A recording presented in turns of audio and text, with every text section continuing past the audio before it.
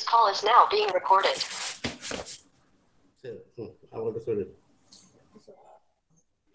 பொருள் கருவி காலம் வினை இடனோடு ஐந்தும் அருள் தீர எண்ணிச் செயல்.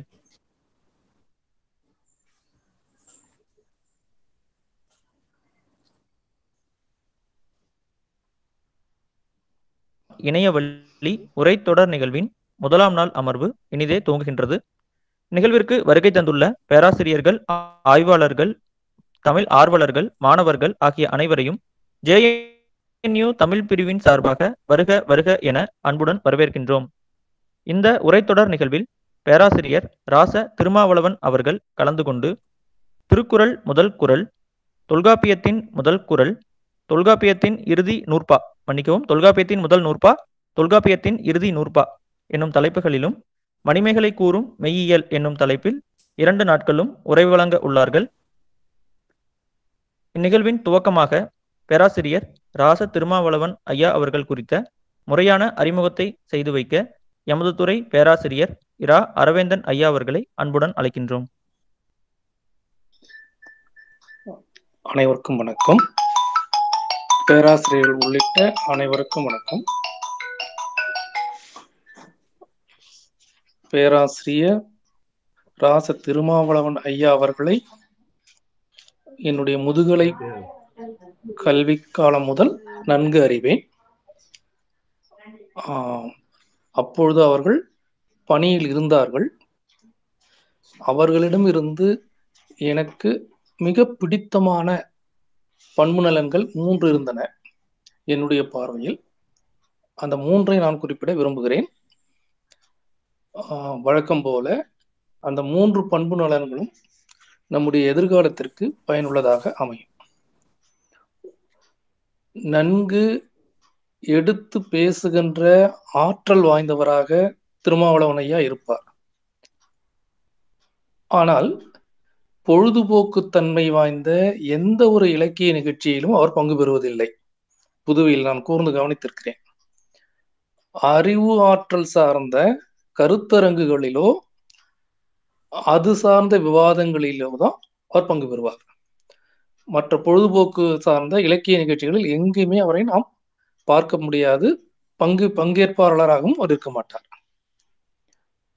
அந்த வகையில் ஒரு வரையறுத்த தன்மையோடு அவர் தன்னுடைய வாசிப்பை வைத்திருந்தார். 2, ஒரு சில மனப்பாங்கோடு பழகும் இயல்பை புதுவை பல்கலைக்கழகத்தில் நான் பார்த்திருப்பேன். அங்க ஒரு குழு மனப்பான்மை ஆய்வாளர்கிட்ட இருக்கும். குறிப்பான குழு மனப்பான்மை. இவங்கெல்லாம் தமிழ்நாட்டை சேர்ந்தவங்க, இவங்கெல்லாம் பாண்டிச்சேரியை சேர்ந்தவங்க இருக்கும். இது போன்ற எந்த வகையான குழு மனப்பான்மையும் தப்பித்தவரையுடன் ஐயாவுடைய உடல் மொழியிலோ சொற்களிலோ இடம்பெறாது. யார் வாசிக்கின்றார்களோ, யார் அறிவு சார்ந்து இயங்குகின்றார்களோ அவர்கள் ஐயாவோடு இயங்க முடியும். இதுதான் அவருடைய தனித்த தன்மையாக அங்கு காட்சியளித்தது. 3வது, நாம் எல்லாரும் பின்பற்றத்தக்க ஒன்றை நாம் பொதுவாக பின்பற்றுவதில்லை. அவரிடம் நான் கூர்ந்து கவனித்திருக்கேன். ஒவ்வொரு நாள் உணவிலும் கீரை கட்டாயம் இருக்கும் அவரிடம். இது அந்த காலத்தில் நான் பார்த்திருக்கிறேன். இது வளர்கின்ற இளைய தலைமுறை மிக கவனத்தில் எடுத்துக்கொள்ள வேண்டிய ஒன்று. ஆரோக்கியம் சார்ந்த, உடல் நலம் சார்ந்த ஒரு பண்பும் நமக்கு வாழ்க்கை முறையில் தேவை என்பதை என்னை போன்றெல்லாம் பிற்காலத்தில் தான் உணர்கிறோமே தவிர, ஆனால் அதை பார்த்ததை பின்பற்றுவதில்லை. இந்த பண்பை நான் கூர்ந்து கவனித்திருக்கேன். அது பிடிக்குதோ இல்லையோ கட்டாயம் இருக்கும் அவங்ககிட்ட. இந்த 3 பண்புகளுக்கும் மிகச்சிறந்த தனித்தன்மை வாய்ந்த சொந்தக்காரர் தான் பேராசிரியர் ராச திருமாவளவன் ஐயா. தொடர்பான கல்வி புலம் சார்ந்த தரவுகளை நம்மோடு பகிர்ந்து கொள்ள ஆய்வாளர் வருகின்றார். மகிழ்ச்சி. நன்றி. அனைவருக்கும் மீண்டும் ஒரு முறை வணக்கம். பேராசிரியர் ராச திருமாவளவன் ஐயா அவர்கள் தமிழ், வரலாறு ஆகிய 2 துறைகளில் பழந்தமிழரின் அறிவாய்வியல் கருத்துக்கள் என்னும் தலைப்பில் முனைவர் பட்ட ஆய்வை மேற்கொண்டு நிறைவு செய்துள்ளார்கள். 1994ஆம் ஆண்டு ஆய்வானது நிறைவு செய்துள்ளார்கள். ஐயா அவர்களின் நூல்களாக தன்னுடைய ஆய்வேடு, அதாவது பழந்தமிழரின் அறிவாய்வுகள் சிந்தனைகள் என்னும் தலைப்பில் ஒரு முதன்மையான நூல் அமைகின்றது. தொடர்ந்து புதுச்சேரி விடுதலை போராட்ட வரலாறு என்னும் நூலும் பேராசிரியர் அவர்களின் முதன்மையான நூலாக அமைகின்றது. இது தவிர திருநள்ளாற்று புராணம் என்னும் நூலின் உரையாசிரியராகவும் பேராசிரியர் அவர்கள் அமைகின்றார்கள். ஐயா அவர்கள் தமிழ் விரிவுரையாளராக புதுச்சேரி கலவை கல்லூரியில் பணி ஆற்றியுள்ளார்கள். தற்போது பேராசிரியர் அவர்களை திருக்குறள் முதல் குறள் என்னும் தலைப்பில் உரை வழங்க வருமாறு JNU தமிழ் பிரிவின் சார்பாக அன்புடன் அழைக்கின்றோம். நன்றி. அனைவருக்கும் வணக்கம்.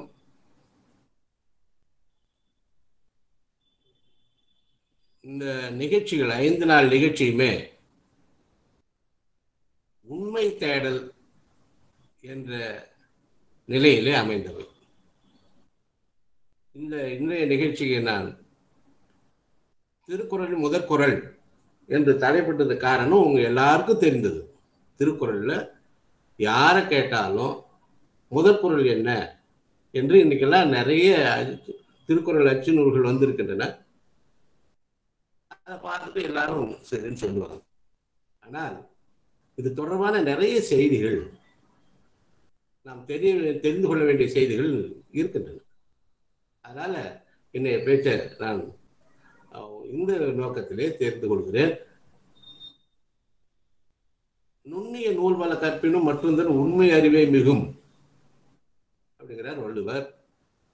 இதை சொன்னவர் இதற்கு அந்த விடை போல இன்னொன்று சொல்கிறார், அரிதோறும் அறியாமை கண்டார். இதுவும் வள்ளுவருடைய. அப்போ எவ்வளவு நூல் படித்தாலும் மிஞ்சி நிற்பது ஒருவரிடத்திலே உண்மை அறிவு. அந்த உண்மை அறிவு பெறுகின்றவர்கள் எல்லோரும் மறுபடியும் எண்ண வேண்டியது என்ன என்றால், எதையெல்லாம் தெரிந்து கொள்கிறார்களோ, ஐயோ இது தெரியாமல் போயிட்டு இது தெரியாமல் போயிட்டு என்று அறியாததையும் சேர்த்தே நினைக்கிறார். தெரிந்தது புதியது, ஆனால் இது தெரியாதது என்ற இன்னொரு பகுதியும் கூடவே வருகிறது. இன்னொரு எடுத்துக்காட்டையும் உங்களுக்கு நான் சொன்ன சரியாக இருக்கும். உபநிடத்துல பிரம்மத்தை பற்றிய மிகச்சிறந்த ஒரு சொல்லாட்சி இருக்கிறது. இது இல்லை, இது இல்லை, இது இல்லை என்பதுதான் அந்த பகுதி. ஆக ஒன்றை முடிவு செய்வதற்கு முன்பாக, இதுதான் என்று முடிவு செய்வதற்கு முன்பாக இது இல்லை, இது இல்லை, எது இல்லை, அதை நேத்தி நேத்தி என்று உபநிடதம் சொல்லுது. இதே நிலைமைதான் நாம் நிறைய தெரிந்து கொள்ள வேண்டியவர்களாக இருக்கிறோம். இன்னொரு எடுத்துக்காட்டு உங்களுக்கு தொடர்பாக நான் சொல்லித்தான் ஆகணும். மேலை நாட்டிலே மெய்யியலை மிக புகழ் வாய்ந்தவர் சாக்ரட்டிஸ். அவர் கால மக்கள் அவரை எல்லோரும் எப்படி புகழ்ந்தார்கள் என்றால், அவரை போல எல்லாம் அறிந்தவர்கள் எவரும் இல்லை என்று சொன்னார்கள். ஒரு சாக்ரட்டிஸிடமே உங்களுக்கு எல்லாம் தெரியும் என்று கூறுகிறார்களே, அது உண்மையா என்று வினா எழுப்பினார். அதற்கு சாக்ரட்டிஸ், எனக்கு எதுவும் தெரியாது என்பது மட்டுமே எனக்கு தெரியும் என்றார்.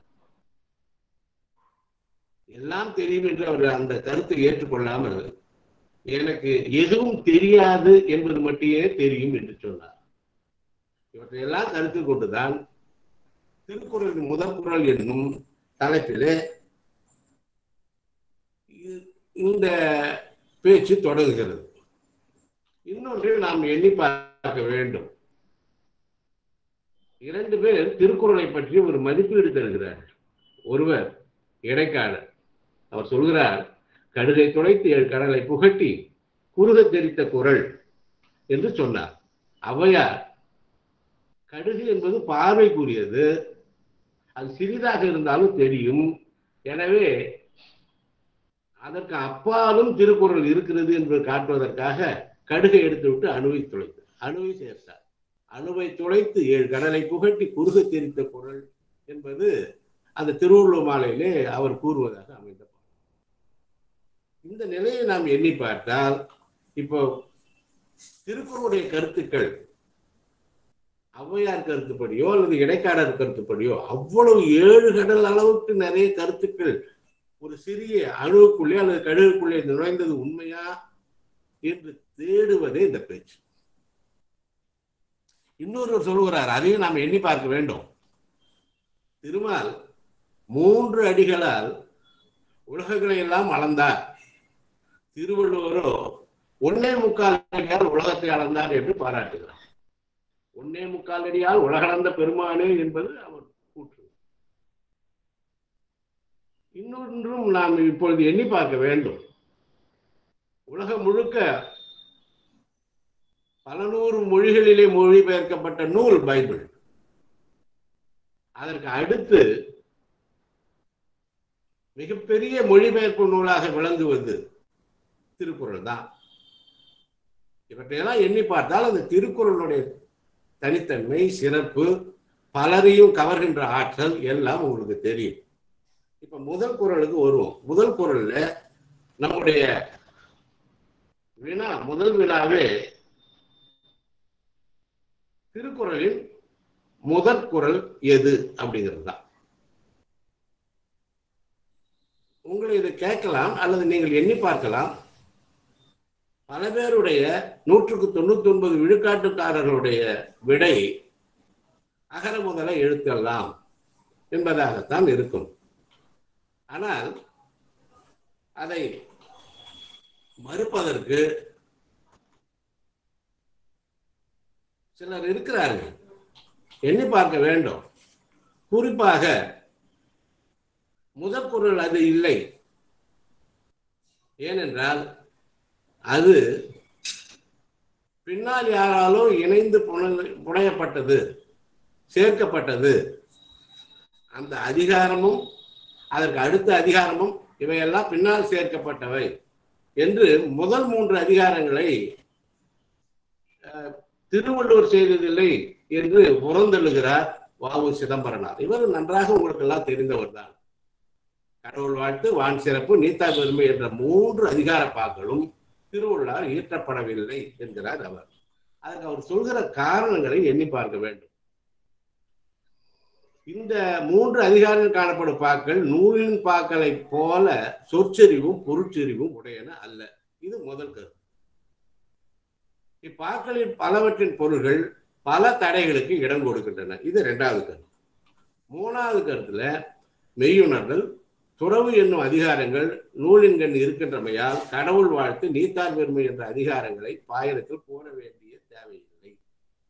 4வது கருத்தாக அவர் சொல்வது, மெய் உணர்தலில் கடவுளுக்கு கூறியுள்ள இலக்கணங்களையும் கடவுள் வாழ்த்து கடவுளுக்கு கூறியுள்ள இலக்கணங்களையும் ஒப்பிட்டு பார்த்தால் 2 அதிகாரங்களை இயற்றியவர் ஒருவர் அல்ல என்பது நன்றாகவே விளங்கும்.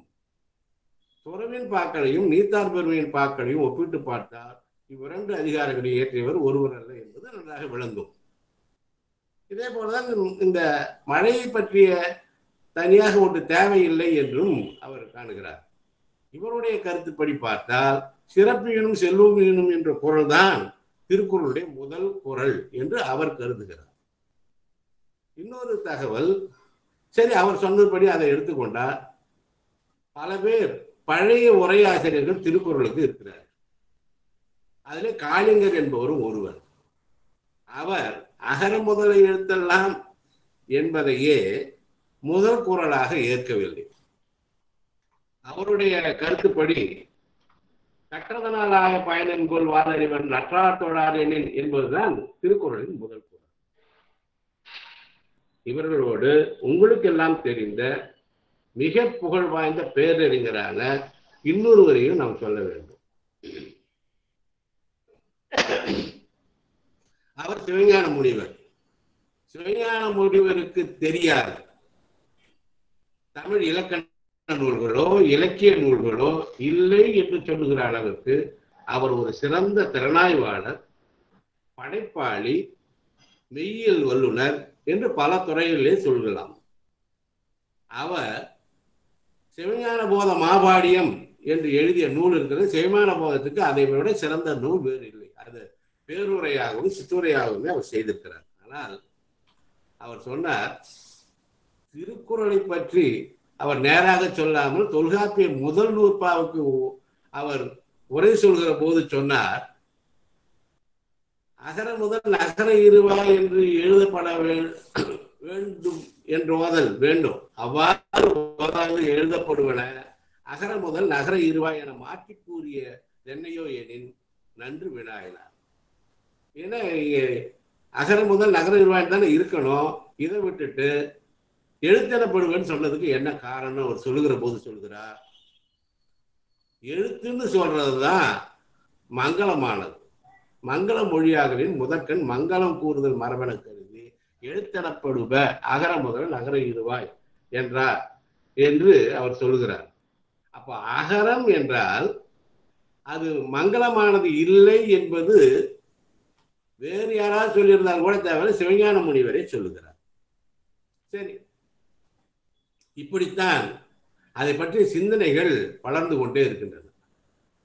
இப்பொழுது நாம் பார்க்க வேண்டியது என்ன என்று சொன்னால், இதனுடைய சொல் அமைப்பு எப்படிப்பட்டது.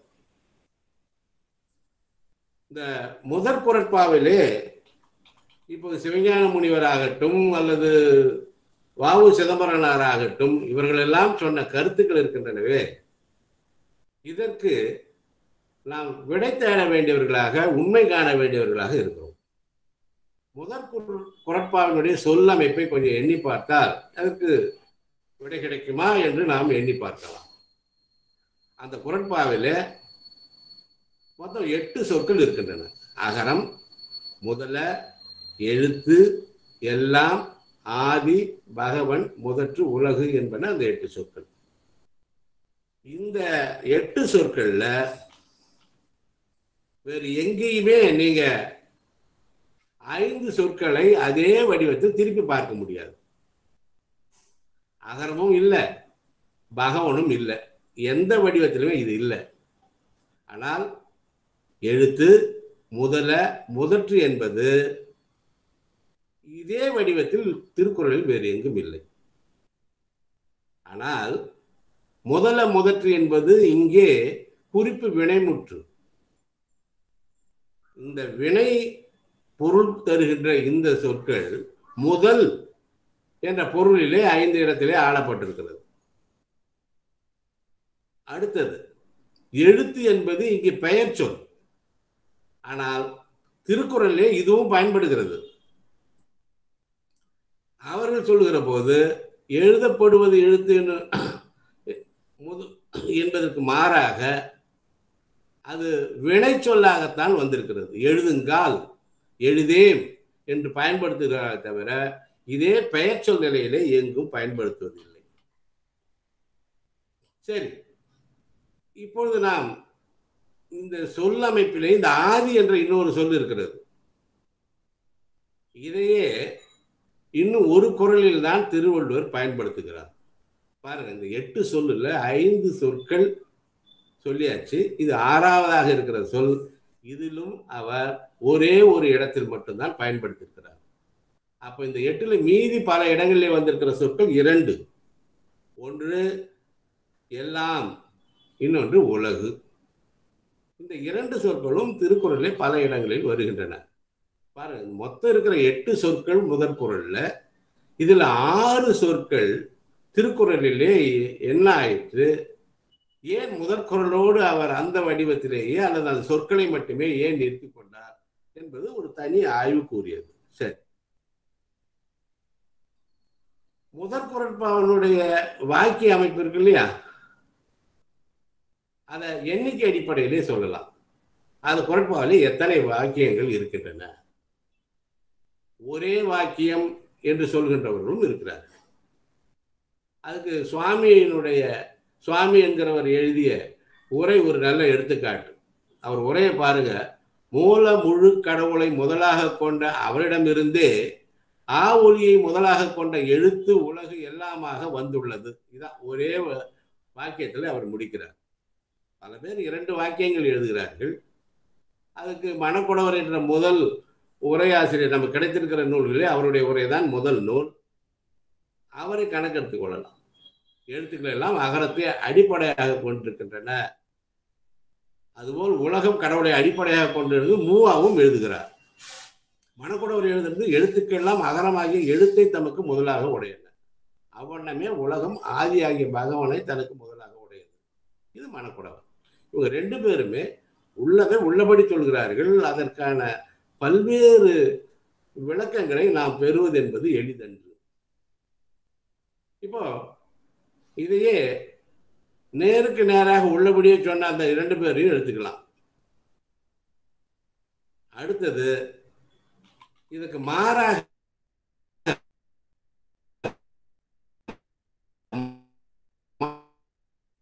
மாற்று வாக்கி அகர ஒலி எல்லா எழுத்துக்கும் முதலாகும். ஆதி பகவன் உலகுக்கெல்லாம் முதலாவார். இப்போ வாசுவமாணிக்கம் ஒரு பேராசிரியர், துணைவேந்தராக இருந்தவர். திருவள்ளுவர் சொன்ன அந்த கருத்துக்கு அவர் அகரத்தை தான் முதல்ல கொண்டு வந்தார். ஆனால் அந்த வாக்கிய அமைப்பே வேறு. எழுத்துக்கள் எல்லாம் அகரத்தை முதலாக உடையன என்பது முதல் வாக்கியம்.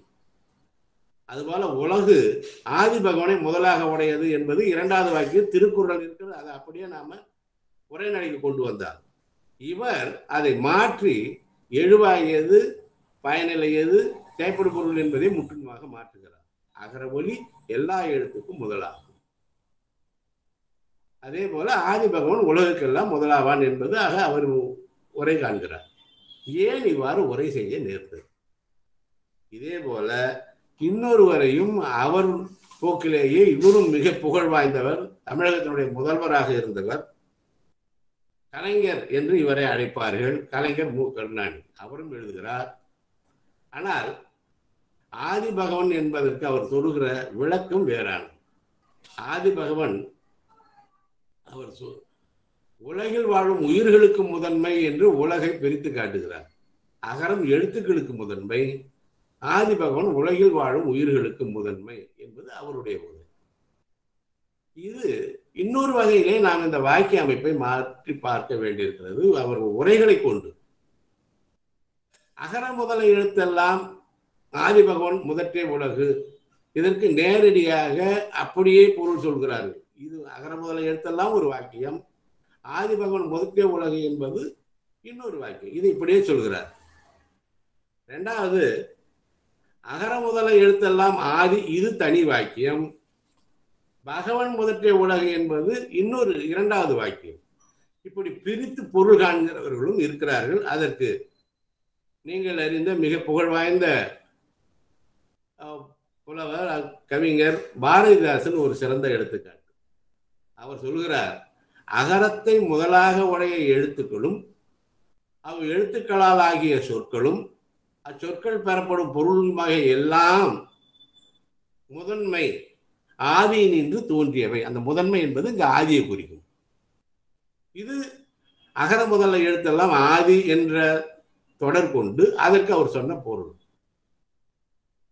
மக்கள் பகவனை முதல்வனாக கொள்ளத்தக்கவர் என்று அது இரண்டாவது வாக்கியமாக அமைக்கிறார். பாருங்க, இப்போ ஆதி என்பது அகர முதல எழுத்தெல்லாம் ஆதி என்ற ஒரு வாக்கியமாக தனித்து நிற்கிறது.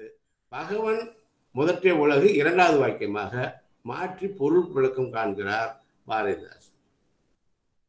இப்பொழுது அதற்கு அப்பாலும் இன்னொன்று செல்கிறது. அகர முதல எழுத்தெல்லாம் ஆதி, இது ஒரு வாக்கியம். ஆதி பகவான் முதற்றே உலகு, இது இரண்டாவது வாக்கியம். இந்த ஆதி என்பது அகர முதல எழுத்தெல்லாம் என்பதோடும் இணைக்கப்படுகிறது. அது பகவான் முதற்றே உலகு என்பதோடும் இணைக்கப்படுகிறது. அவர்களுடைய கருத்துப்படி அகர முதல எழுத்தெல்லாம் ஆதி, அகர முதல எழுத்தெல்லாம் ஆதி பகவான் முதற்றே உலகு என்று சொல்கிறார். இதில் குறிப்பிட வேண்டியவர்கள் பல பேர் இருக்கிறார்கள். அதில் உங்களுக்கு குறிப்பிட வேண்டியவர்கள் மிக புகழ் வாய்ந்த மொழியறிஞர், மிகச்சிறந்த சான்றோர் அரசன் சண்முகனார். அவரை ஒட்டி இவரையும் உங்களுக்கு நன்றாக தெரியும், திருவிக்கா. இவர்கள் இருவரும் ஆதி அகரம் ஆதி பகவன் என்றே பொருள் கொள்கிறார். அவர் திருவிக்கானுடைய விளக்கத்தை மட்டும் நான் இங்கே சொல்கிறேன். ஆதி அகரத்தின் என்றும் அகர ஓசை எழுகிறது. அகர ஓசை பல வகை எழுத்தாகின்றது. இப்பலவும் அகர ஓசையும் ஆதி அகரம் என்றே இல்லை. ஆதி அகரம் தனித்து நிற்கும் அகர ஓசையாகியும் மற்ற எழுத்துக்களாலாகியும் அவற்றை இயக்குவதாகியும் விளங்கும் பண்பு வாய்ந்தது. இது கூர்ந்து உள்ளத்தக்கது என்று எழுதுகிறார். ஆதி பகவன் என்பதில் எந்த மாற்று சிக்கலும் இல்லை. இப்ப பாருங்க, நாம இந்த முதற் குறளுக்கு எப்படி பொருள் கொள்வது? இதை ஆதி அகரம் என்று எடுத்துக்கொள்வதா, ஆதி பகவனோடும் இணைப்பதா, இவர்களுடைய உரையிலே இன்னொன்று எண்ணி பார்க்க வேண்டியிருக்கிறது. அதாவது பொருள்கோள் என்ற ஒரு அமைப்பு உண்டு. உண்ணாமை உள்ளது உயிர்நிலை, ஊன் உண்ண அண்ணாத்தல் செய்யாது அலறு, இது குறள். அந்த ஊன் என்ற சொல்லை ஊன் உண்ணாமை உள்ளது உயிர்நிலை, ஊன் உண்ண அண்ணாத்தல் செய்யாது அலறு என்று பொருள் கொள்ள வேண்டும். இல்லைன்னா உண்ணாமல் இருப்பதுதான் உயிர்நிலை என்று பொருளாகிவிடும். இதற்கு தாப்பிசை பொருள்கோள் என்று பெயர். இதைத்தான் திருவிக்காவும் அவருடைய உள்ளத்தில் கொள்ளை கொண்டிருந்த அரசன் சண்முகனாரும் கூறுகின்றார்கள்.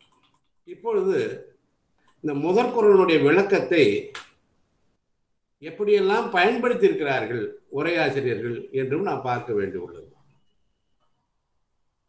நான் முன்னே சொன்னது போல ஒன்றே முக்கால் அறியால் உலகளந்த பெருமான் என்று மிக சுருகிய அளவிலே குறள் வெண்பாவை எடுத்துக்கொண்டு தங்கள் கருத்துக்களை எல்லாம் ஆழப்பதித்தவர் திருவள்ளுவர். அவருடைய குறளை விடவும் சுருக்கமாக உரை எழுதியிருக்கிறார். இவரும் எல்லாரும் அறிந்தவர் தான் சுஜாதா. அவருடைய உரையை கேளுங்கள். எழுத்துக்கு எல்லாம் ஆ முதல், உலகத்திற்கு கடவுள் முதல், இதான் உரை. இவருடைய உரையை பார்த்தா திருக்குறளை விட சின்னதா இருக்கும். இது சுருக்க முறை என்று நாம் சொல்லலாம். இவ்வளவு சுருக்கமாக வேறு உரையை நாம் பார்ப்பது அரிது. விரிவு முறையிலே மிக அருமையாக இந்த குறளுக்கு அகர முதல எழுத்துக்கு உரை சொன்னவர்கள் பல பேர் இருக்கிறார்கள். நச்சருடைய உரை நன்றாக எண்ணி பார்க்கத்தக்கது. அவர் மிக அருமையாக இதை பதிவு செய்திருக்கிறார்.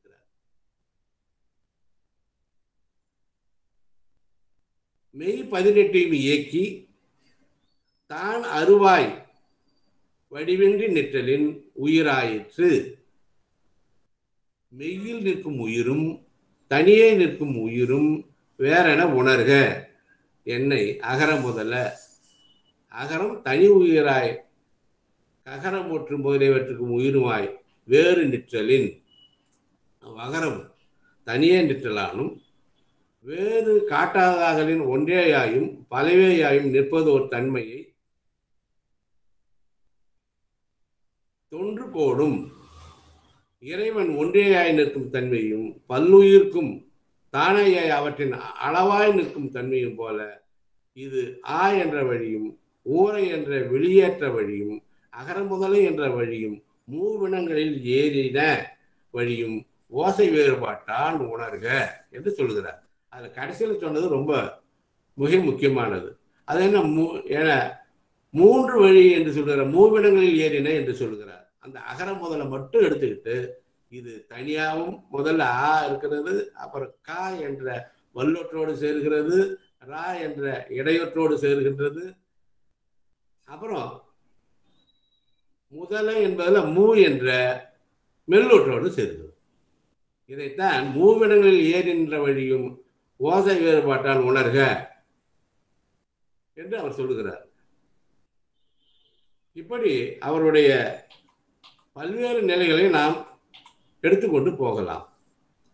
இப்பொழுது நமக்கு இருக்கிற சிக்கல் என்ன என்று சொன்னால், இதை போல அதாவது அகரம்தான் முன்னோடியானது, அது எழுவாய் நிலைக்குரியது என்று உரை சொல்கின்றவர்களை நாம் கருத்தில் கொள்ளலாம். இல்லை இல்லை, அங்கே எழுத்துக்கள் தான் எழுவாய், அதைத்தான் பொருள் கொள்ள வேண்டும் என்று சொல்கிறவர்கள் பார்க்கலாம்.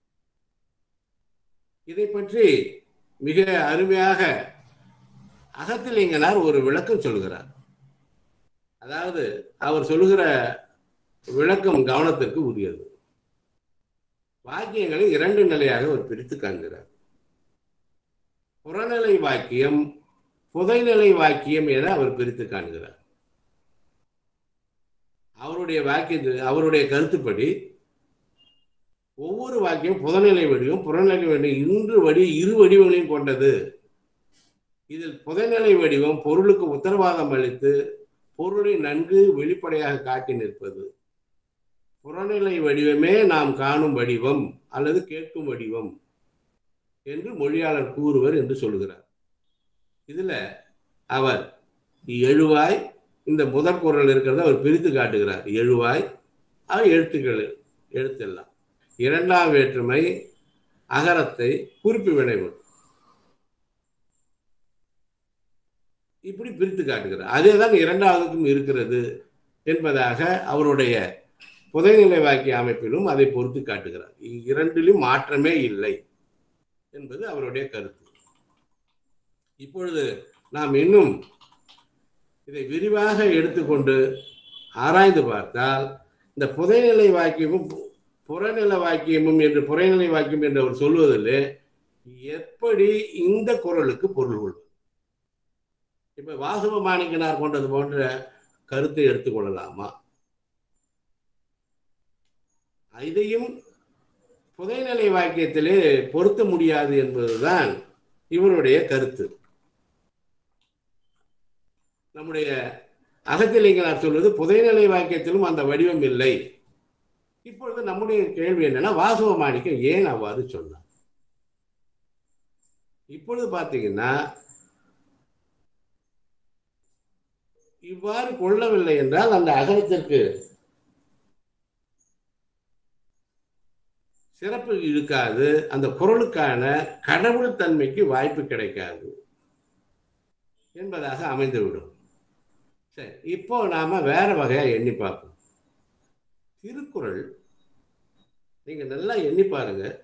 திருக்குறள்ல முதற் குறள் அகரம் என்பது அந்த அமைப்புப்படி செயற்படுவது. ஆதி பகவன் என்பது 2வது வாக்கியத்தினுடைய செயற்படுவது.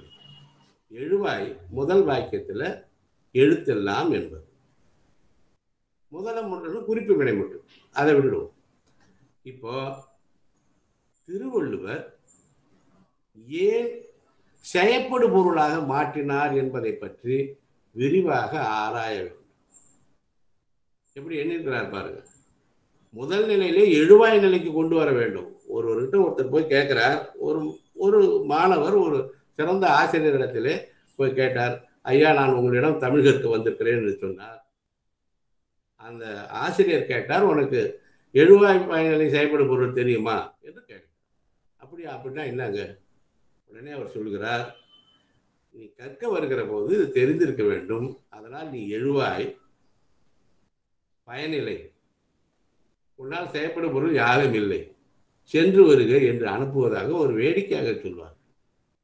இங்கே ஒரு வாக்கியத்தில் எழுவாய் வேண்டும், எழுவாய்க்கு முதலிடம், பயனிலைக்கு அந்த வாக்கியத்தில் சிறப்பிடம் இருக்கிறது. செயற்படும் பொருள் அது பொருள்.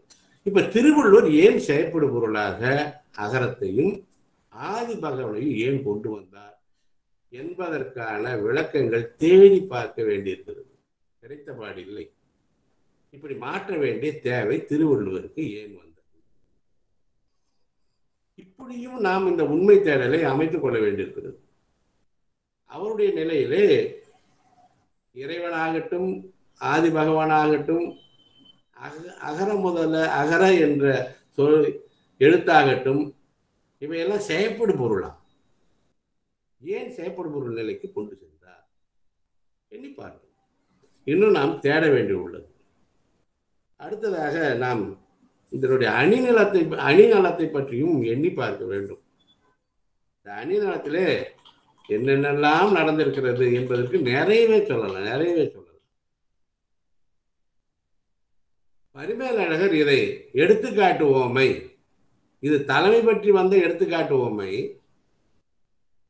என்று சொல்லிவிட்டு, அகரத்திற்கு தலைமை விகாரத்தான் அன்றி நாத மாத்திரை ஆகிய இயல்பான் பிறத்தலானும், ஆதி பகவருக்கு தலைமை செயற்கை உணர்வான் அன்றி இயற்கை உணர்வான் முற்றும் உணர்தலானும் கொள்க.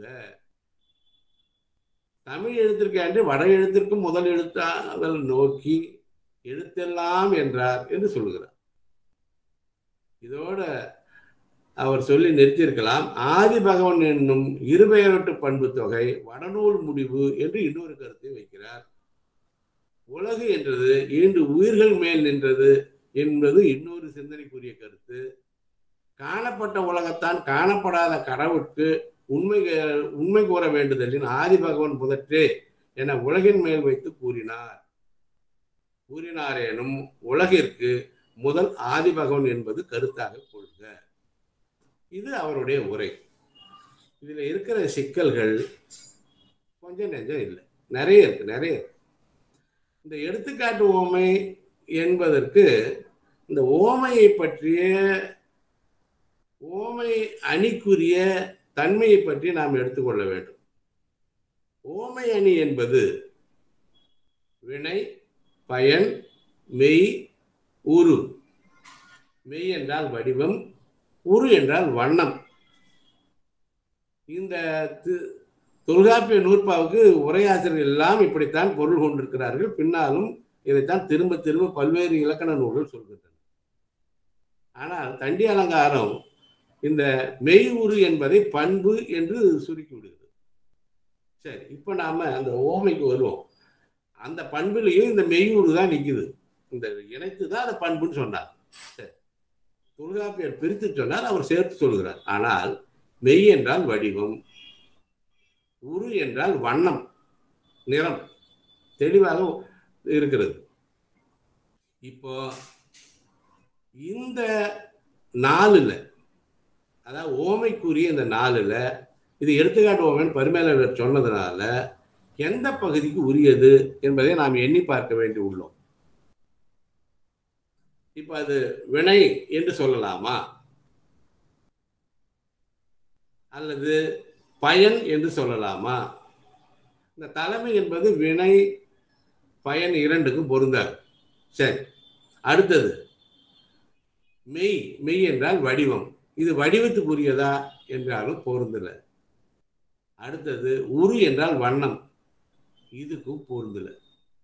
இப்ப எப்படிதான் இதை எடுத்துக்கிறது? இதுதான் இங்க சிக்கலே. பரிமேலழகர் புகழ் வாய்ந்த திருக்குறள் உரையாளர், அதுல ஒன்றும் மாற்று கருத்துக்கு இடம் இல்லை.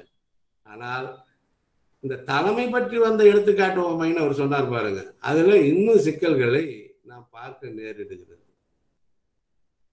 சரி, இங்க தலைமை என்பது என்ன பொருளே? தலைமை என்பது இதற்கு வடிவேலு செட்டியார் இதற்கு ஒரு பரிமேலழகருக்கு உரை விளக்கம், அவர் உரைக்கு அவர் விளக்க உரை எழுதுகிற போது சொல்கிறார், மன்னன் மக்கள்ல ஒருத்தன் தான் மன்னன், ஆனால் அவன் தலைமை பற்றி மன்னன் தனியாகவும் மக்கள் தனியாகவும் பிரித்து காட்டப்படுவது போல என்று அவர் கூறுகிறார்.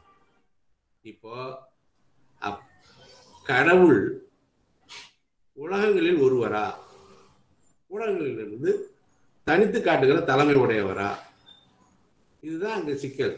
இந்த தலைமை என்றால் எப்படி பொருள் கொள்வது? அதே போல அவருடைய இன்னொரு சிக்கலுக்குரிய தொடர் இருக்கிறது, இருபெயரொட்டு பண்பு தொகை. இந்த பண்பு தொகையில இருபெயரொட்டு பண்பு தொகைக்குன்னு ஒரு சிறப்பு இருக்கு, ஒரு தனித்தன்மை இருக்கு.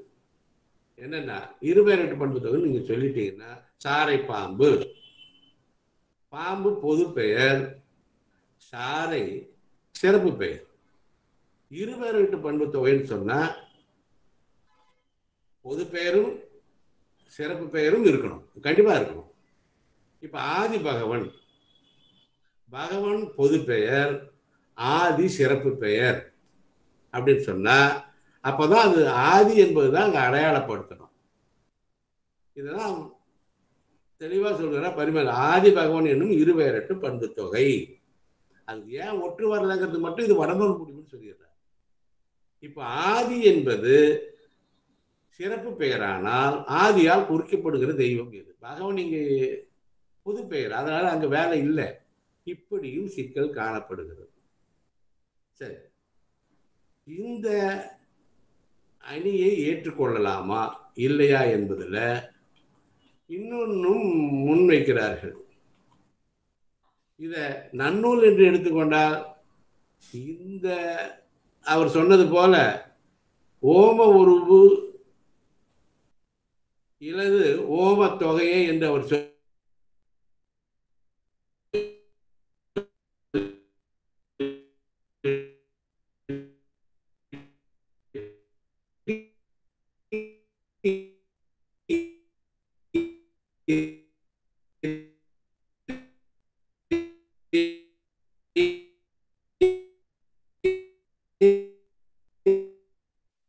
ஐயா நீங்க பேசுறது கேட்கலீங்களே.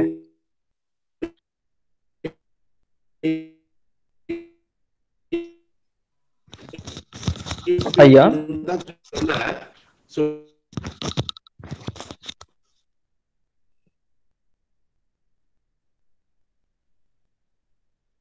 விட்டு விட்டுதான் வந்துட்டு இருக்குது. இப்ப கேக்குதா? இப்ப கேக்குதுங்க ஐயா. இதுக்கு கேக்குதுங்களா? முதல்ல பேசுனது கேட்கலங்க. கேக்குதுங்க ஐயா, கேக்குதுங்க ஐயா. எங்க தடையில தெரியல. ஐயா கேக்குதுங்களா? இப்ப கேக்குதுங்க ஐயா.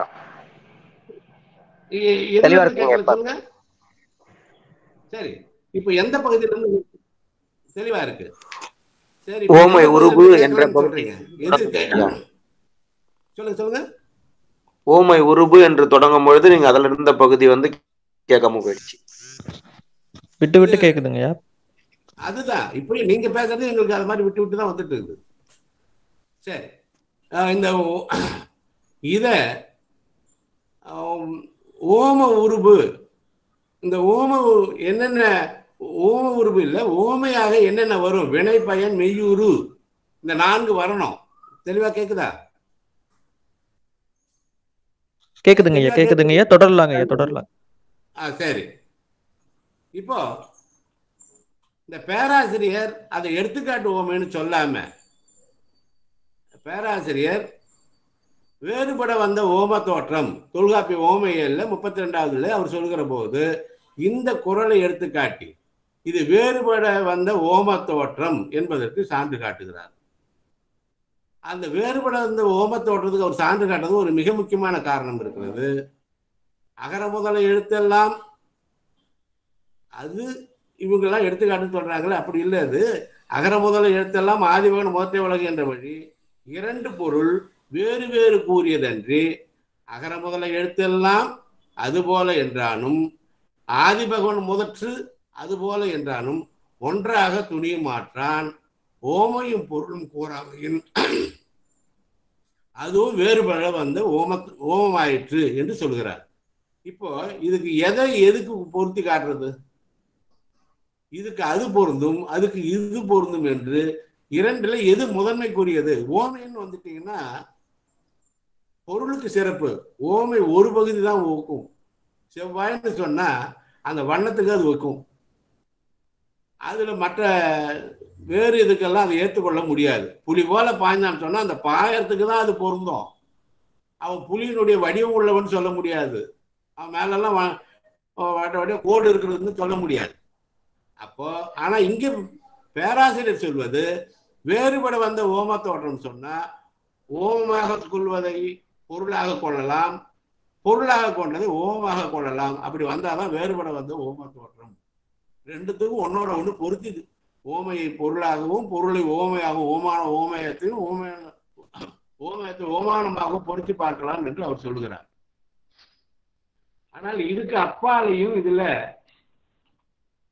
நிறைய செய்திகள் வருகின்றன. பாருங்க, ஒரு எடுத்துக்காட்டு ஓமைன்னு எடுத்துக்கிட்டீங்கன்னா அது போல என்ற ஓமை அது போல என்பது சேர்த்து வரணும்.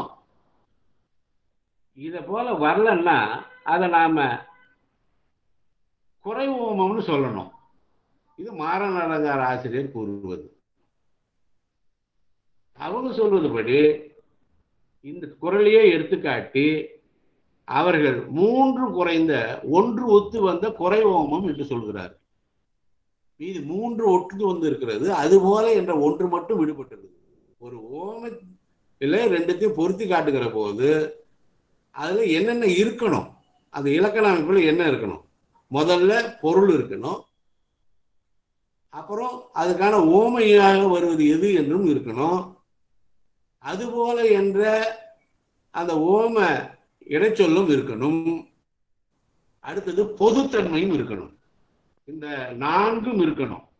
ஆனா அவர் சொல்லுகிறார், இதுல அகர முதல என்ற குரல் 3 குறைந்த 1 ஒத்து வந்த 3 குறைந்து இருக்கிறது, 1 தான் ஒத்து வந்த குறை ஓமம் என்று சொல்கிறார். இதை வடமொழியிலே நுட்ப ஓமை என்று சொல்வார்கள் என்று சொல்கிறார். இதற்கு மாற்று கருத்தும் வந்திருக்கிறது. இதை நாம் காட்சி அணி என்று சொல்ல வேண்டும் என்று தெளிவாக விளக்குகிறார். காட்சி அணின்னா ஓம உருவு இன்றி ஓமயங்களை இணைத்து அழகுபட சொல்வது தான் காட்சி அணி என்பார்கள். வீரசோழியம் வேறொரு பெயரால் சொல்லுகிறது, சுட்டு என்னும் அலங்காரம். தண்டி ஆசிரியர் இதை நிதர்சன அணி என்கிறார். இப்ப பாருங்க, இதை ஓமை அணி என்று கொள்வதா அல்லது மரணலங்காரம் சொல்வது போல குறை ஓமம் என்று சொல்வதா அல்லது காட்சி அணியாக கொண்டு அது சுட்டு அலங்காரம் நிதர்சன அலங்காரத்தோட ஒத்து போவதா என்பது போன்ற நிறைய சிக்கல்கள் இருக்கின்றன. இதுல தண்டபாணி தேசிகர் சொன்னது அந்த ஓமத்தை பற்றி ஒரு கருத்து, அதுவும் நம்முடைய சிறந்த பார்வைக்கு உரியது. இது எடுத்துக்காட்டு ஓமை என்று பரிமேலழகர் கூறிய மேல அது ஓமை அளவாக இருக்கலாமோ என்று தோன்றுகிறது என்று சொல்லுகிறார். இந்த ஓமை அளவைன்னு வருகிற போது மெய்யல்ல எப்படி இருக்கணுங்கிறதுக்கு சிறந்த சான்று இருக்கிறது. அதாவது நாம் அதுக்கு ஒரு 2 பேரை எடுத்துக்கலாம். நையாயியர் என்கிற, அதாவது நியாயவாதி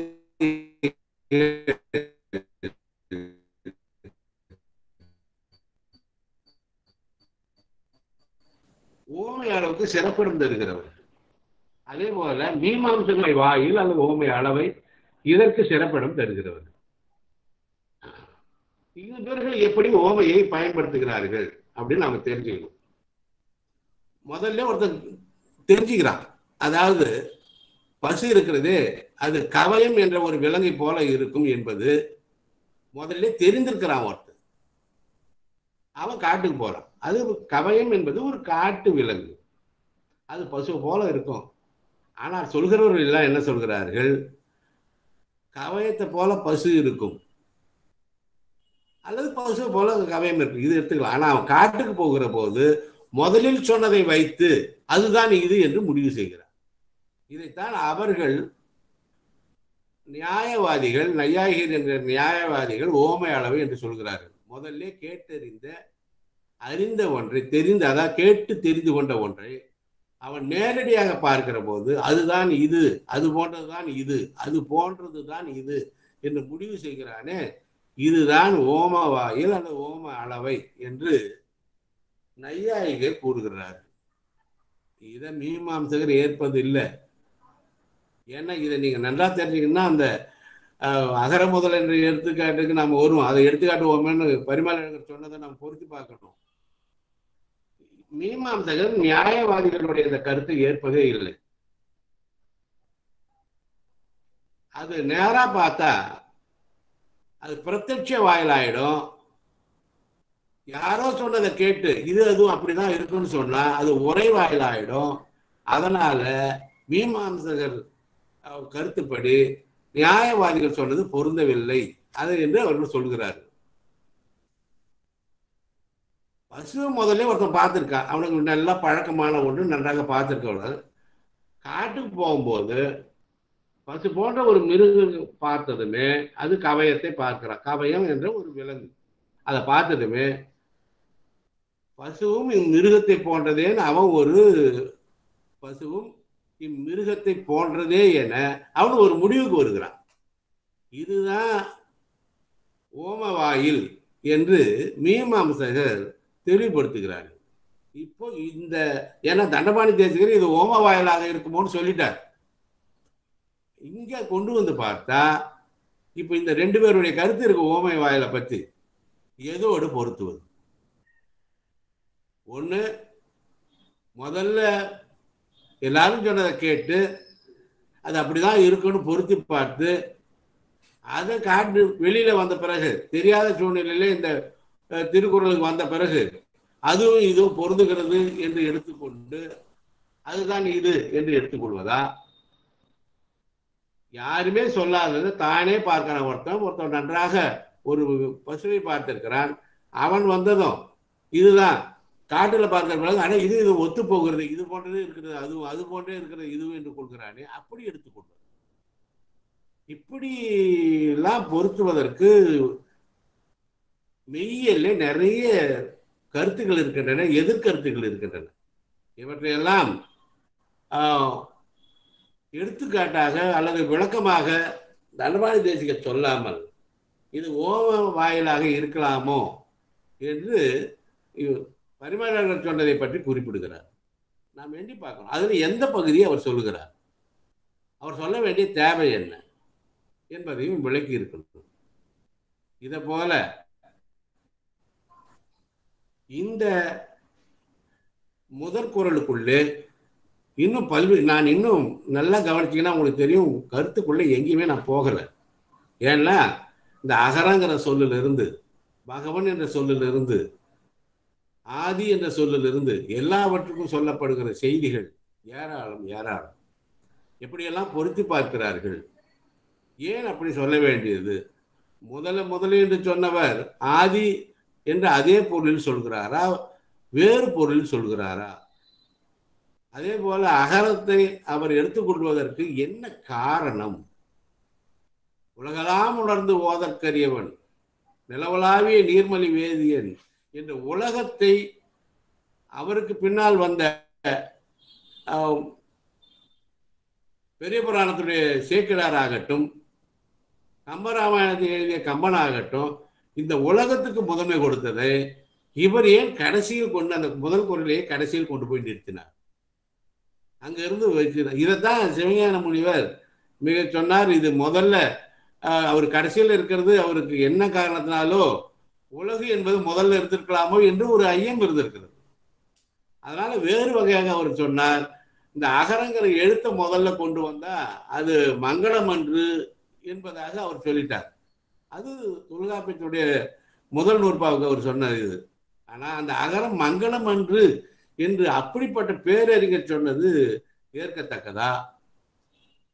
இப்படியெல்லாம் நாம் எண்ணி பார்க்க வேண்டியிருக்கிறது. இதை போல பரிமேலழகர் சொன்னதிலே அல்லது பேராசிரியர், அதாவது தொல்காப்பியத்துக்கு உரை கண்ட பேராசிரியருடைய அறிவாற்றல் மிகப்பெரிய, அதனாலே அவரை பேராசிரியர் என்று இயற்பெயர் இல்லாமல் அவர் சிறப்பு பெயராலே பேராசிரியர் பேராசிரியர் என்று சொல்லுகிறார்கள். அவர் பெருமை கருதி சொல்கிறார்கள். இவர்கள் சொன்ன அந்த வேறுபட வந்த ஓம தோற்றம் என்று சொன்னால் இப்படி எப்படி மாறி மாறி போகிறது. அதுக்கான தேவை என்ன?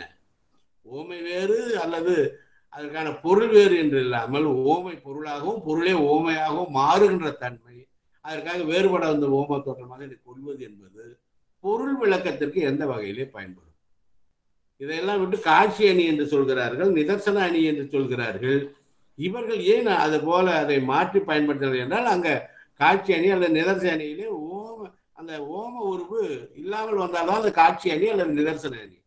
இங்கே காட்சி அணிக்கு உரியதான் தகுதி இருக்கிறது. இதை விட்டு ஏன் பரிமேலழகர் அதை எடுத்துக்காட்டு ஓமை என்று சொன்னார்? அவர் அதில் அந்த உரை கண்டவர்களே அவர் தான் தலையாயவர், சிறந்தவர். இப்படி பல்வேறு வினாக்களை முதன்மைப்படுத்துவதாக இன்னும் நான் சொன்னது, இன்றைக்கு எனக்கு ஏற்பட்டிருக்கிற சிக்கல் வேறு. முதல்ல இணைப்பு கிடைப்பதிலே சிக்கல், அப்புறம் பேசும்போது தடை வந்திருக்கிறது. இப்படி கொஞ்சம் கொஞ்சம் இன்னும் எப்படின்னு எனக்கு தெரியல இது. அதனால உங்ககிட்ட இந்த அளவு நீங்கள் இந்த முதற் குறளுக்குள்ளே இன்னும் சொல்வதற்கு ஏராளமான செய்திகள் நான் இருக்கின்றன. இதை முதல்ல நான் அரவேந்தன் கிட்ட சொன்னேன். இது ஒவ்வொன்றை பற்றியும் பேராசிரியர் அரவேந்தன் நாங்கள் பேசிக்கிட்டு இருக்கும் போது இந்த முதற் குறளிலே நான் 30 நாளும் சொல்வதற்குரிய செய்திகள் அதில் நிறைந்து இருக்கின்றன என்று சொன்னேன். இன்னும் பல்வேறு எடுத்துக்காட்டுகளை ஒவ்வொரு சொல்லுக்கும் பொருளுக்கும் வாக்கிய அமைப்பிற்கும் நிறைய சொல்லிக்கிட்டே போகலாம். இதையெல்லாம் உண்மை தேடலாக கொண்டு எண்ணி பாருங்கள். அதற்காகத்தான் எல்லாருக்கும் தெரிந்த இந்த 1.25 அடி பாட்டை நான் எடுத்துக்கிட்டேன். அடுத்து 2ஆம் நாள் வருவது இது 1.25 அடி 2 அடியால் அமைந்தது, 4 அடியால் அமைந்த தொல்காப்பிய நூற்பா. இதற்கு அடுத்து இறுதி நூற்பாவுக்கு நீங்க போனீங்கன்னா அதில் இன்னும் பல அடிகள் நீண்டு போகும். மணிமேகலையை நான் எடுத்துக்கொண்டதுக்கு காரணம் பல 2-3 மிக நீண்ட ஒரு காதை, அது 289 அடி உள்ள ஒரு காதை. அவ்வளவு இருக்கின்ற செய்திகள் மிகுதி. இது ஒரு சான்றுக்கு அங்கும் இங்கும் தொட்டு காட்டியிருக்கிறதே தவிர இது உண்மை தேடலுக்கான ஒரு முயற்சி. உங்களுடைய அரிய அணுகுமுறைக்கு ஒத்துழைப்புக்கு என்னை பேச அழைத்தமைக்கும் அதற்காக நான் இந்த குரலை கூறியதற்கும் நீங்கள் எண்ணி பார்க்க வேண்டும். இனி நன்றி கூறி, அதுவும் குறிப்பாக அரவேந்தனுக்கு நன்றி கூறி என்னுடைய பேச்சை இத்தோடு நிறுத்திக் கொள்கிறேன். இனி நீங்கள் வினாக்கள் கேட்கலாம், அதற்கு நான் விடை சொல்லலாம். விரிவான உரைக்கு மிக்க நன்றிங்க ஐயா. தற்போது கலந்துரையாடலுக்கான நேரம். பங்கேற்பாளர்கள் தங்களது ஒளிவங்கிகளை திறப்பில் வைத்து பேராசிரியர் அவர்களுடன் கலந்துரையாடலாம்.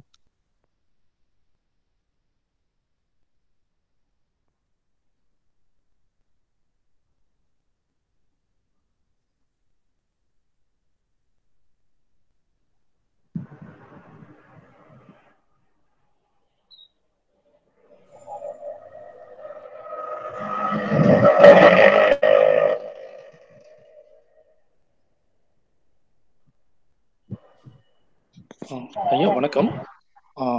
சொல்லுங்க. நீங்க பல்வேறு விளக்கங்களை எடுத்து காமிச்சிங்க. இதுல எது நெருக்கமானதாக கருதத்தக்கது? நான் எது சரியானதுன்னு கேட்கல, எது நெருக்கமானதாக அமையும் நீங்க நினைக்கிறீங்க? குறிப்பா உங்களுடைய மெய்யியல் சார்ந்த பார்வையில இதை நாம் ஓரளவு ஏற்கலாம் அல்லது கருதி பார்க்கலாம்ன்றது நீங்க நினைக்கிறது எது? எனக்கு பேராசிரியருடைய கருத்து ஓரளவுக்கான அதோட பொருந்தி வரும்னு நினைக்கிறேன் நான். காரணம் என்னன்னு சொன்னா, இந்த அகரம் என்ற சொல்லுக்கு கொடுக்கப்பட்டிருக்கிற சிறப்பு இருக்கிறது, அது இறைவனுக்கு இணையாக கொடுக்கப்பட்ட சிறப்பு. பகவத்கீதையிலே இது ஒரு சான்று. அதற்கு பகவத்கீதையிலே கண்ணன், அதாவது நீங்க சொன்ன கிருஷ்ணன், அவன் தெளிவாக எழுத்துக்களில் நான் அகரமாக இருக்கிறேன் என்பது அங்கே வந்திருக்கின்ற அவன் தன்னை கூறிக்கொள்கின்ற ஒரு தொடர். மீதியெல்லாம் விட்டுட்டு எழுத்துக்களில் நான் அகரமாக இருக்கிறேன் என்று சொன்னால், அப்ப அந்த எழுத்துக்களுடைய தன்மைக்கும் தன்னுடைய இறைத்தன்மைக்கும் பல்வேறு வகையான ஒற்றுமைகள் இருக்கின்றன என்பது ஒரு கருத்து. இந்த ஒன்றை கொண்டே அது நிறைய சொல்லலாம். ஏன் அவன் அவ்வாறு சொல்ல வேண்டும்? அப்புறம் பரிமேலழகர் உரையிலே நாதம் என்ற வார்த்தை பயன்படுத்துகிறார். நாதம் என்று சொல்வதற்கான தேவை என்ன? அந்த நாதம் என்பதற்குள்ளே அந்த அடிப்படை ஒலி, இதுக்கு நீங்க எடுத்துக்கிட்டீங்கன்னா, இன்னைக்கு உங்களுக்கு ஒரு தகவலுக்காக சொல்கிறேன்,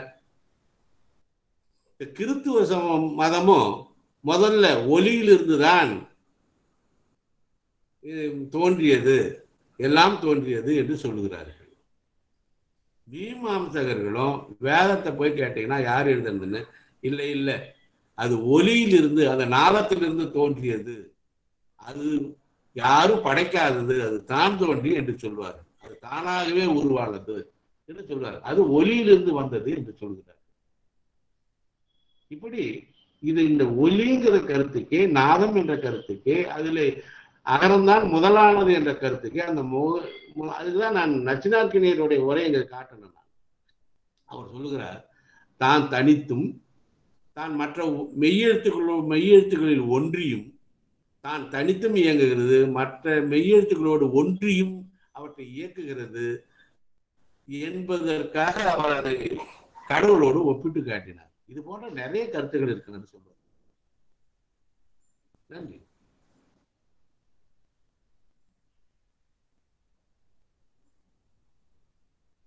வேறு வினாக்கள் எழுப்பலாம், எவ்வளவு பேர் வேணா எழுப்பலாம்.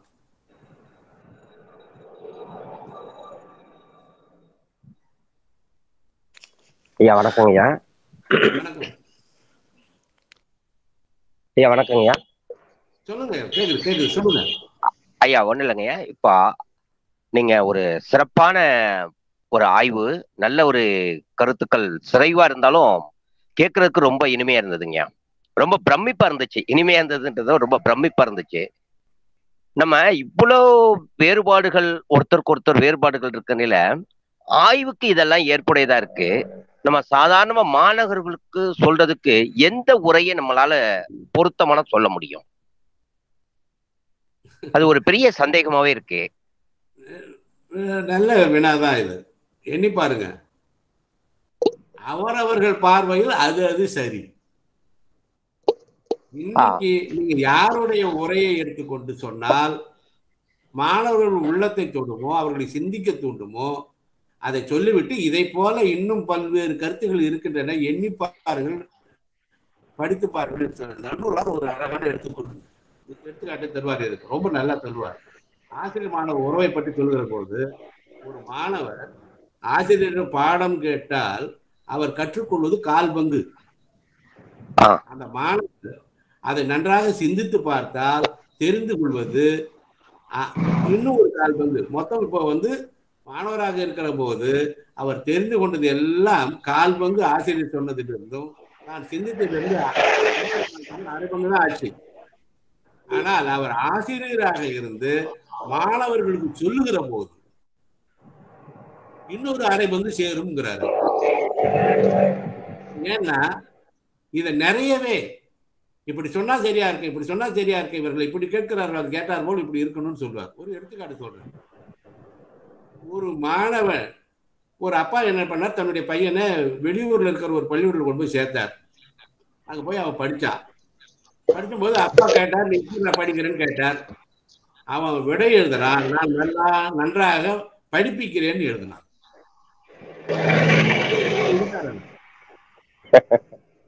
அந்த மாணவன் வளர்ந்து பெரியவனாகி அவன் ஆசிரியர் ஆனான். எப்படி பிள்ளைங்களுக்கு எல்லாம் சொல்லித்தர என்று கேட்டபொழுது அந்த பையன் எழுதுறான், அந்த ஆசிரியரான அந்த பிள்ளை எழுதுறான், நான் இப்பொழுது நன்றாக படிக்கிறேன் என்று எழுதுறான். அப்பா அப்படி எழுதுனா இப்ப இப்படி சொல்றானே என்று பாட்டு கேட்கிறான். என்னடா அப்படின்னா, அப்பா நான் கேட்ட வினாவுக்கெல்லாம் ஆசிரியர் போய் விடை தேடிட்டு இருந்தார், அதனாலதான் நான் அப்ப படிப்பிக்கிறேன்னு எழுதுனேன். என்ன பல பேர் கேட்கிறாங்க, அது நான் படித்து கொண்டிருக்கிறேன் என்று சொன்னான். இதுதான் நன்னூலார் மிக அழகாக சொன்னார். ஆசிரியரை கற்கிற போது 1/4 பங்கு, சிந்திக்கிற போது இன்னொரு 1/4 பங்கு, ஆசிரியராக இருந்து அல்லது வேறு சொல்லி மற்றவர்கள் உரைக்கிற போது இன்னொரு 1/2 பங்கு தானாக சேரும்.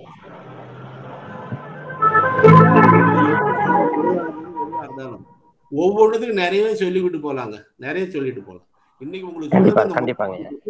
நன்றிங்க. நன்றி.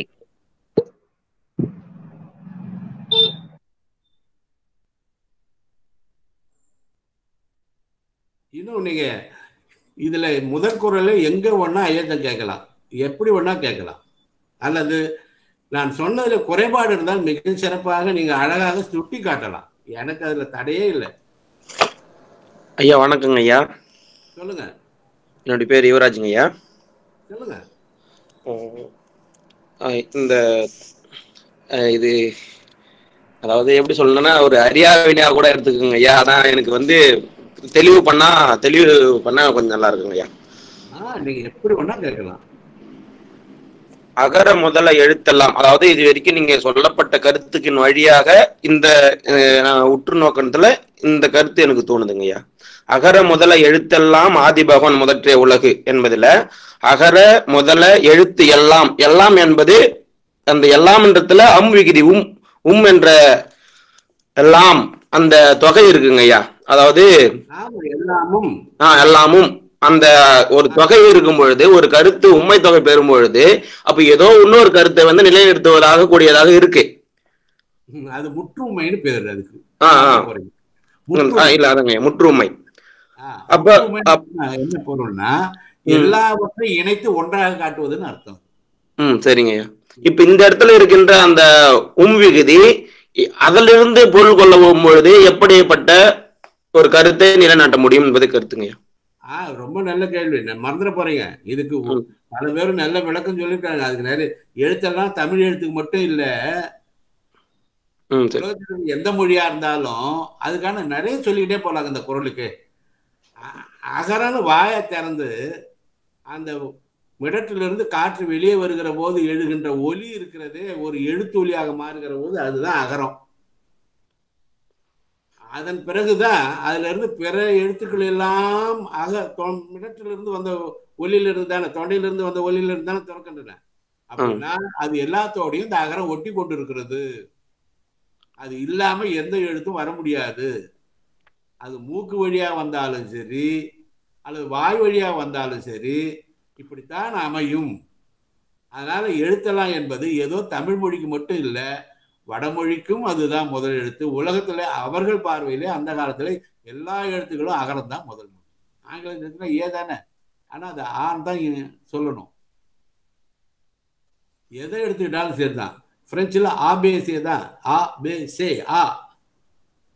எங்க போனாலும் இந்த அகர ஒலி தான் வரும். காரணம் என்னன்னா மிடற்றிலிருந்து எழுகிற காற்று வெளியே வருகிற போது ஒரு எழுத்து ஒலியாக மாறுகிற போது அதுல முதல் முயற்சி முதல் வடிவமே அதுக்கு அகரம் தான். கேளுங்கய்யா, இன்னும் கேளுங்க. சரிங்க.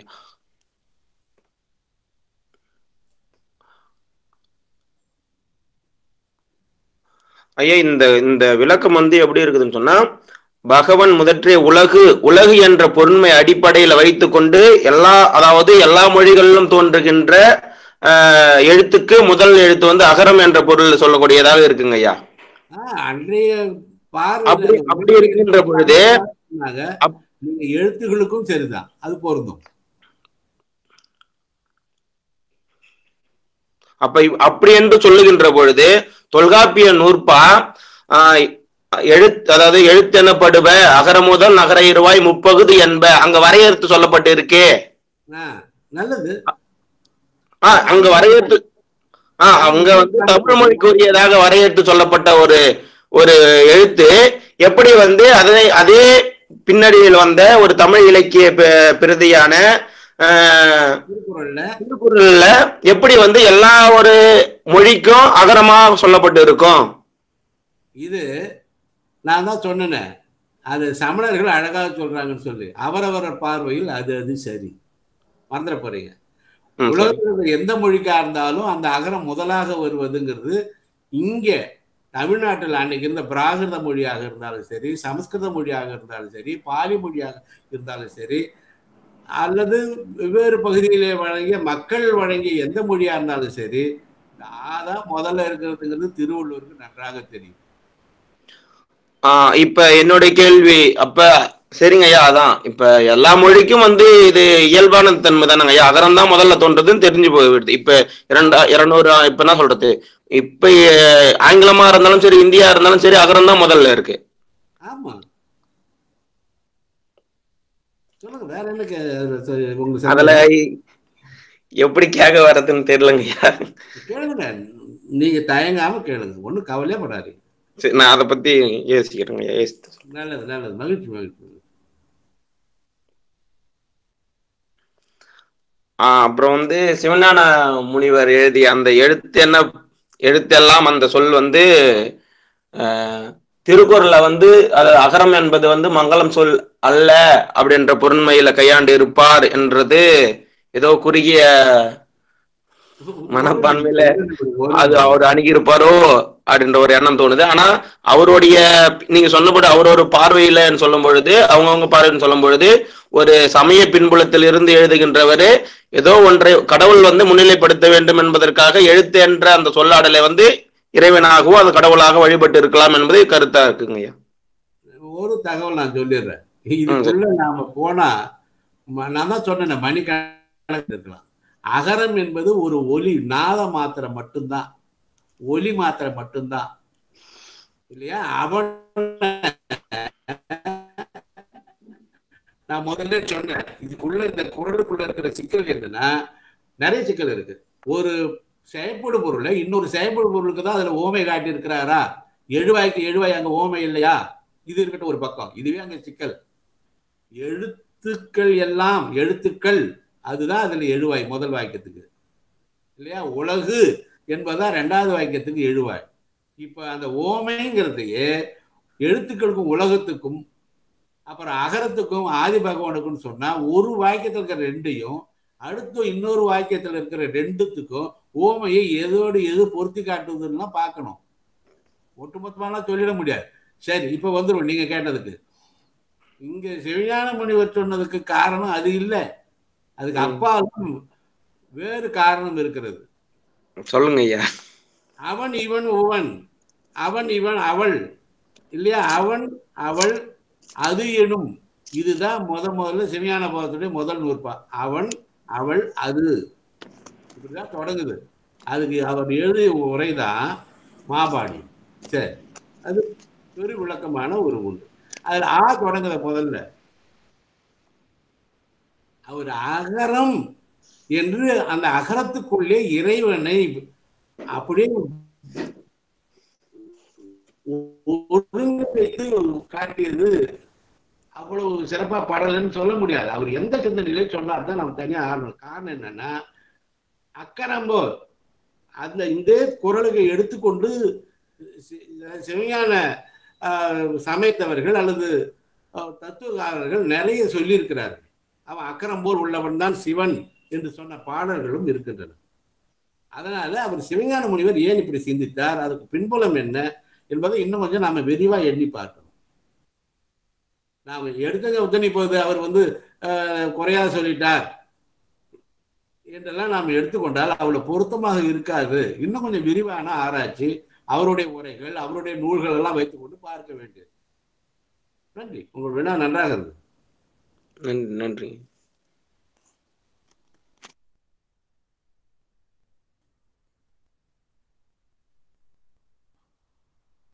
கேட்கலாம், வேறு வினாக்கள் யார் வேணா கேட்கலாம்.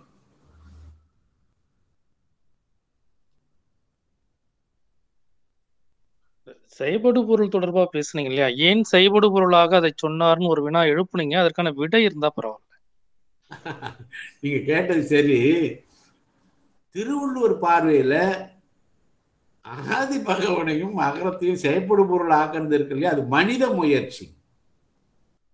நீங்க கிறிஸ்தவர்கள் எல்லாம் இயேசுவை அல்லது பிதாவை, பரமண்டலில் இருக்கிற பிதாவை கடவுளாக ஏற்றுக்கொள்கிறார்கள்.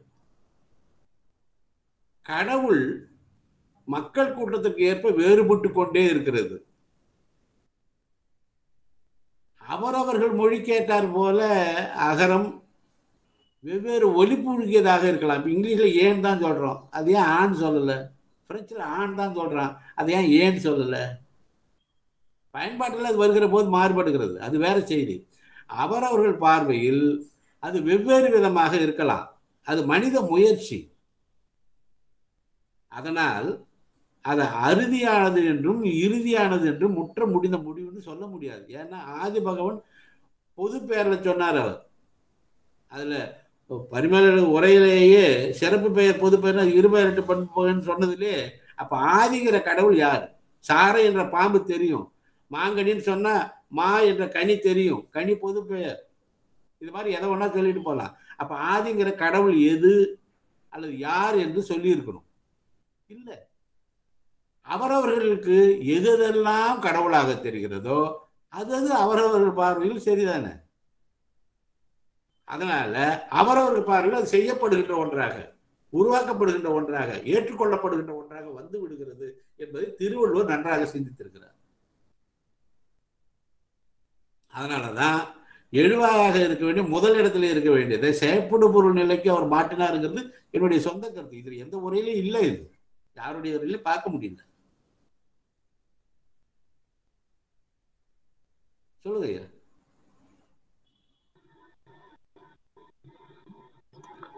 ஐயா வணக்கம் ஐயா. வணக்கம்.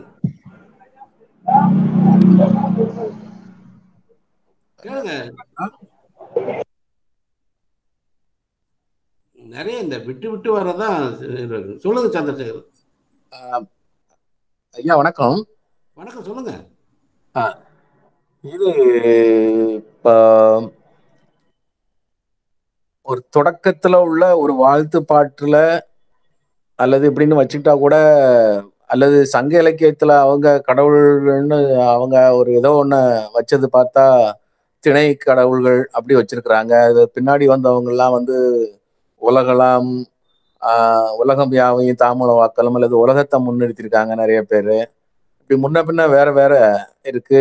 சிலப்பதிகாரத்துல வந்து இந்த 3 விஷயங்கள் ஞாயிறு, திங்கள், இந்த மாதிரி மாமலை இப்படி அவர் சொல்லிட்டு இருக்கிறாரு. ஆமா ஆமா ஆமா ஆமா, ஒரு வகையில அது எல்லாமே வந்து உலகத்துக்கு பொதுமையானதுதான். சரி மனிதர்கள் ஆன பகுத்தறியக்கூடிய மனிதர்களுக்கு பொதுமையானது தான் அவங்களும் வச்சிருக்கிறாங்க. குறிப்பா வந்து இப்போ சிலப்பதிகாரம் அல்லது உலகம் அந்த மாதிரி தொடங்கக்கூடிய அந்த விஷயங்கள் எல்லாத்தையும் பண்ணியிருக்கலாம். சரி சரி இவர் ஏன் வந்து அந்த மாதிரியான விஷயங்களை எடுக்காம எழுத்துல போய் மொழியில் உள்ள எழுத்தை எடுத்தாரு? ஏன்னா இன்னும் கூட வந்து மனிதர்கள் பயன்படுத்துற மனிதர்கள் உயிர்த்தல்ல உள்ள விஷயங்கள்ல இன்னும் முக்கியமா எடுத்தா ஒரு அந்த உயிர் மூச்சு அல்லது மூச்சு விடுதல் அப்படிங்கிற அந்த உயிர் அதையே கூட எல்லாருக்கும் பொதுவானதுதான். இது மாதிரி பொதுவானதா மனிதரும் உலகமும் சார்ந்த விஷயங்கள் நிறைய இருக்க, இவர் ஏன் வந்து இந்த மொழியில உள்ளதை மட்டும் எடுத்தார்? மொழி அப்கோர்ஸ் எல்லாத்துக்கும் தான் உலக மொழியில எல்லாத்துலயுமே வந்து ஆங்கிற சவுண்டு முதல்ல தொடங்குது. ஏன் அவர் வந்து அதை எடுத்தாரு, இன்னும் வேற விஷயங்கள் எல்லாம் எடுக்கல அப்படிங்கிறதுக்கான தத்துவ பின்புலம் என்ன? சரி சரி நல்ல வினா கேட்டுருக்கீங்க. நல்லா நினைச்சு பாருங்க. ஓமைன்னு வந்தா அல்லது ஒரு எடுத்துக்காட்டுன்னு வந்தா எவ்வளவோ பொருள் இருக்க ஒன்று தானே சொல்ல முடியும். ஏன்னா அது 1.25 அடி பாட்டு. எல்லாராலும் ஏற்றுக்கொள்ளப்படுவது எதுவோ, யாரெல்லாம் வாய் திறந்தால் வருவது எதுவோ, யாரெல்லாம் சிந்தித்தால் சொல்வதற்கு வாய்ப்பாக அளிப்பது எதுவோ, அதில் கலந்திருப்பது எதுவோ அதைத்தானே சொல்ல முடியும். கடவுளும் அது போலதான். யார் எப்படி நினைக்கிறார்களோ, யார் எந்த வடிவம் கொள்கிறார்களோ அதெல்லாம் அவர் இருக்கிறார் என்பதை காட்டுவதற்காக அவர் ஏன் அதை சொல்லியிருக்க கூடாது? ஒளியை போல் அவர் எல்லாவற்றையும்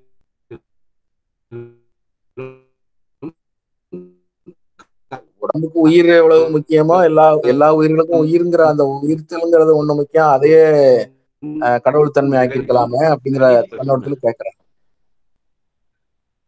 இது ஒரு நல்ல கேள்வி. மறந்துட போறீங்க. இந்த உயிருங்கிறதே ஏற்றுக்கொள்ளாத மெய்யியல் பிரிவும் இருக்குது. அது ஒரு ஏக்கம் தான். அது ஏன் தனியா உயிர் தனி பொருள் சொன்னா யாராவது ஒருத்தவங்க உயிரை பார்த்திருக்கிறாங்களா? இருப்பதாக இவர் நினைத்து கொண்டிருக்கிறார்கள். அப்படி ஒரு பொருள் இல்லையே. இதுதான் உலக ஆயுதம். இன்னைக்கு அதை வந்து சொல்றாங்கல்ல, உலகம் தழுவிய ஒரு மிகப்பெரிய அமைப்பு சிந்தனைக்குரியதாக ஒன்று இருக்கிறது. உலகளாவிய நிலையில இன்னைக்கு இருக்கிறது. இன்னைக்கு கேட்டீங்கன்னா பெரும்பாலும் இந்த உலகத்தில் இருக்கிற மக்கள் தொகையிலே பாதி பேர் இந்த உலக ஆயுதங்கிறதுக்கு தான் வருவாங்க. மூச்சு காற்று இழுத்தலை பத்தி தான் அதை ஒட்டி தான் நான் அந்த உயிர்த்தலை சொல்றேன். வேற உயிர்னா நான் உள்ள எங்கேயோ ஒரு இடத்துல இருக்கதான் நினைக்கல. சரிதான். அந்த உயிர்ங்கிற சொல்லி அந்த 12 எழுத்து வச்சாங்கல்ல, அப்ப மீதி எழுத்துக்கள் எல்லாம் உயிர்த்தல் இல்லாம வர முடியுமா? எல்லாத்துக்கும் தான் உயிர்த்தல் வரணும்.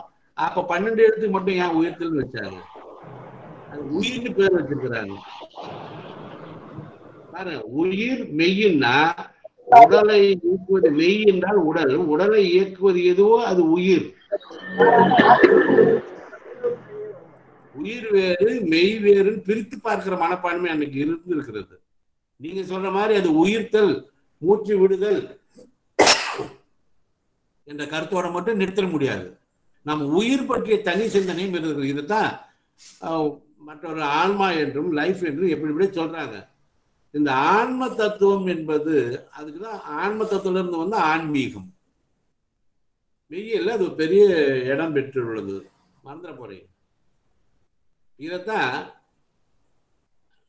நான் இருக்கிறேன், சோ ஐ ஆம் சொன்னாங்க. அது மேலை நாட்டு மெய்யில ஒரு மிகப்பெரிய தத்துவ தொடர். இவர் அகரம் என்பது நல்லா கவனிங்க. ஓம்ங்கிற சொல்லு நீங்க கேட்டிருப்பீங்க.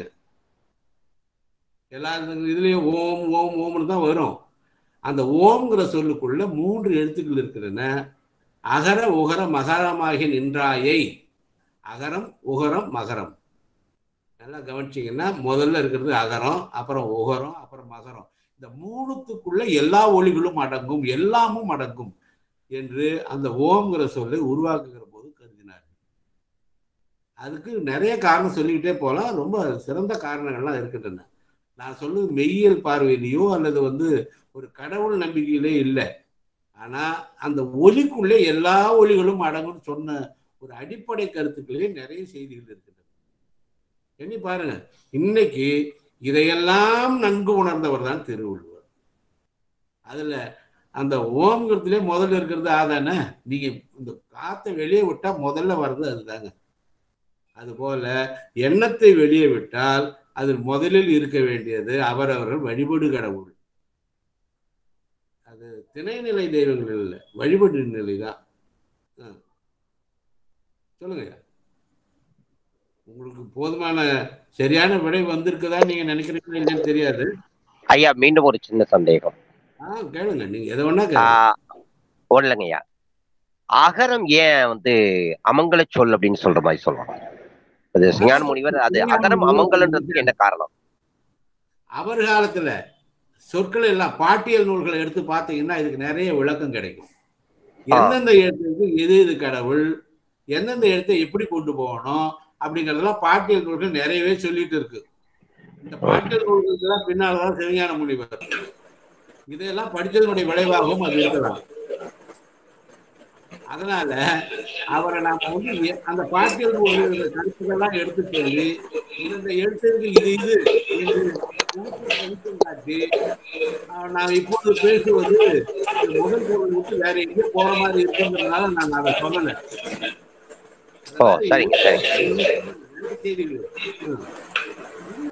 சிவஞான முனிவருக்கு நன்றாக தெரியும்.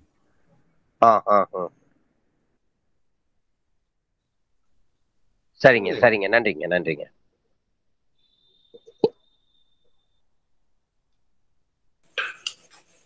ஐயா வணக்கங்கய்யா. ஐயா, எழுத்துக்களினுடைய வரிசையில அகரம் முதல்ல இருக்கிறது போல உலக மானிடரின் வரிசையில ஆதி மனிதன் முதலில் இருக்கிறார் என்கிற பொருள்பட அந்த குறள் இருக்குன்னு சில பேர் நினைக்கிறாங்களே, அதை பத்தி நீங்க என்ன நினைக்கிறீங்க? ஆதி மனிதன் அப்ப இருந்தார், இப்ப இருக்கிறாரா? அந்த முன்னோர் வழிபாடுங்கிற அடிப்படையில பண்பு நிறை சான்றோரை வணங்குதல்ங்கிற அடிப்படையில அந்த அதிகாரத்தை அமைத்திருக்கிறார் அப்படின்னு ஒரு கருத்து சொல்றாங்க. சரி, நீங்க வழிபாடு நிலைக்கு வந்தாச்சு இல்ல? சரிங்க. வழிபாடு நிலைன்னு ஒண்ணு கொண்டு வந்துட்டீங்க. அது முன்னோர்களாக இருக்கலாம், ஆதி மனிதனாக இருக்கலாம், யாராவெல்லாம் இருக்கலாம். உங்களுக்கு சொன்னா வியப்பா இருக்கும். சரிங்க. கிருஷ்ணன் அப்படிங்கிற கிருஷ்ண அப்படிங்கிற சொல்லுக்கு பொருள் கருப்பு அர்த்தம். சரிங்க. ஆரியர்கள் கருப்பா இருக்கிறது இல்லை. சரிங்க. அன்றைக்கு இருந்த திராவிடர்கள் தான் கருப்பா இருந்தாங்க. சரிங்க. அவங்க ஆரியர்கள் போல சிறப்பா இருக்க மாட்டாங்க. சரிங்க. இந்த கிருஷ்ணங்கிற கருத்தே தமிழ்ல இருந்து, அதாவது திராவிடத்துல இருந்து போனது. கிருஷ்ணன் சொல்லிட்டே இருக்கிறான். அந்த கடவுளே ராமனாக இருந்தாலும் சரி, கிருஷ்ணா இருந்தாலும் சரி, யாரா இருந்தாலும் தமிழ் கடவுள்கள் தான் அங்கே ஏறு வடிவத்தில் சென்றார்கள் என்று எண்ணி பார்க்கிறாங்க. மனிதன் என்பவன் தெய்வமாகலாம். உண்மைதான். சரிங்க சரிங்க, நல்லா கவனிங்க. சரிங்க. வாழ்வுவன். ஆமாங்க ஆமாங்க. மானுரையும் தெய்வத்தோடு வைக்கப்படும் திருவள்ளுவரே சொல்றாங்க அந்த விடை. ஆமாங்க. இந்த தெய்வ நிலை என்பது ஒவ்வொரு மனிதனுடைய தனிப்பட்ட சிந்தனை நிலை. சரிங்க. யார் ஒன்றுனாலும் அவர்கள் தெய்வ நிலையை வைத்து முடிவு பண்ணலாம். அது ஆதி பகவானாகவும் இருக்கலாம், அவருடைய முன்னோர்களாகவும் இருக்கலாம். சரிங்க. சொல்லுங்க. அதாங்கய்யா, அதான் அகரம் எல்லா எழுத்துக்களை போன்ற ஒரு தன்மையுடைய ஒரு முதல் எழுத்து. அதே போல ஆதி பகவான்கிறவரும் மனிதர் வரிசையில முன்னால் இருக்கிறவர் அப்படிங்கிற பொருள் தான். கடவுள்ங்கிற நிலைக்கு அதை உயர்த்தி நம்ம தனிமைப்படுத்தி பார்க்க வேண்டாம்னு ஒரு கருத்து சொல்றாங்க. அதுக்காக தான் நான் சொல்ல வந்தேன். நம்ம தனிமைப்படுத்தி பார்க்கலாம் இருக்கட்டுங்க. இப்ப நான் உங்களை இன்னொரு கேள்வி கேட்கிறேன். சரிங்க உயிர்கள்ல மனிதர்கள்ல தனிமைப்படுத்தி பார்க்க வேணாம். சரிங்க இந்த சோத்துல அவர் தங்கி இருக்கிற உலகத்துல அவர் பார்க்கிற சரிங்க விண்வெளியில இந்த சரிங்க படைப்புக்கு யாரு காரணம் சொல்றது? இவருடைய முன்னோர்களை சொல்றதா, ஆதி மனிதர்கள் சொல்லலாமா? அதுதான் ஐம்பூதங்களின் சேர்க்கைன்னு தானங்க நமக்கு வந்து. இல்ல நீங்க ஐம்பூதங்களின் சேர்க்கைங்கிறது இன்னைக்கு அறிவியல் வந்துக்குதா? சூரியன் வந்து ஐம்பூதங்கள் சேர்க்கை உருவானதா? அதை நீக்கி இருக்குதா? இல்ல நம்ம வந்து அதான் அடிப்படை கருத்து என்னன்னா, அந்த சரிங்க ஆகாயம்ங்கிறது இருக்கணும். ஆகாயம் ஆமாங்க கருத்து உலகாயுதம் ஏற்றுக்கிறது இல்லை. சரிங்க சரிங்க ஆகாயம் எப்படி சேரும்? பஞ்சபூத கருத்து அன்னைக்கு இருந்தது. அது ஆகாயம் சரிங்க நெல் சேரும், காற்று சேரும், மண்ணு சேரும், சரிங்க நீர் சேரும், இதெல்லாம் சேரும். அது ஆனா சரிங்க ஆகாயம் அவங்க சேரும். மறந்துட சரிங்க போறீங்க. சரிங்க சரிங்க அது சரிங்க அது வந்து ஒரு செயற்கை பொருளாக ஆக முடியும். செயற்கை பொருள் சரி சரிங்க ஆனா பஞ்சபூதம்னு சொல்லி சொல்லி நம்ம ஒண்ணு இருக்கிறோம். சரிங்க ஆனா மருத்துவர்கள் அன்றைக்கு உலகாயுதர்கள் அவங்க இந்திய மீது முதல்ல இருக்கிறாங்க. சரிங்க நல்லதுங்க சொல்லுங்க. சரிங்க அது யோசிப்போங்க சிந்திப்போங்க அது பற்றி தொடர்ந்து யோசிப்போங்க. அதாவது வெறும் ஆதி மனிதன் தான் இந்த இதெல்லாம் யார் படைச்சதுங்கிற கேள்வி, உருவாக்கிட்டு யாருங்கிற கேள்வி விடை அது சரிங்க கிடைக்காது. அது சரிங்க அது சரிங்க அது சரிங்க நல்லதுங்க. நல்ல ஒரு சிந்தனைக்கு வித்திட்டு இருக்கிறதுங்க. உங்களுடைய உரை வந்து நல்ல சிந்தனையை தூண்டும் விதமாக நல்லா இருந்துச்சுங்க. நன்றிங்க. கவனிங்க, இந்த உலகு ஆதி பகவான் முதற்கே உலகம் சொன்னாருல்ல, அந்த அது சரிங்க பரிமளர்கள் அங்க இருக்கிற உயிர்கள்லாம் அப்படின்னு அது சொல்லி சரிங்க அது சரிங்க உயிர்கள்ங்கிறது அப்ப வந்து மீதி எல்லாம் கிடையாது அந்த உலகத்துல. அது சரிங்க காற்று போன்றதெல்லாம் கிடையாது, உயிர்கள் மட்டும்தானா? அது சரிங்க. இப்ப இவரே வந்து உலக இயற்றியான்னு ஒரு இடத்துல சொல்றாருலங்க. அதான் உலக இயற்றியான்னு சொல்ற. அது ஆனா சரிங்க அதை பார்க்காம முறை எழுதிட்டாரா? உயிர்கள் மட்டும் சொல்றாரு. அது சரி பாருங்க எங்க இதெல்லாம் சிக்கல் பாருங்க.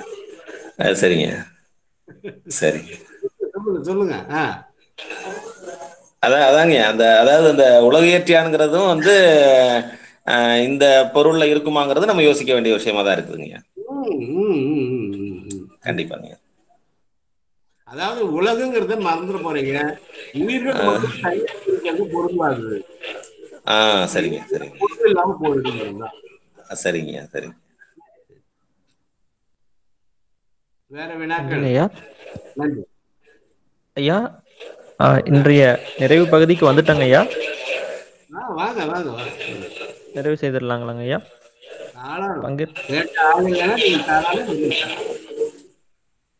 மிக விரிவான தளம். எனினும் 1.5 மணி நேரம் நிறைவு வந்துவிட்டதனால் நிறைவு பகுதிக்கு வந்துவிட்டோம். JNU தமிழ் பிரிவு ஒருங்கிணைக்கும் மெய்யியல் சார்ந்த உரைத்தொடர் நிகழ்வின் முதலாம் அமர்வு இத்துடன் நிறைவடைகின்றது.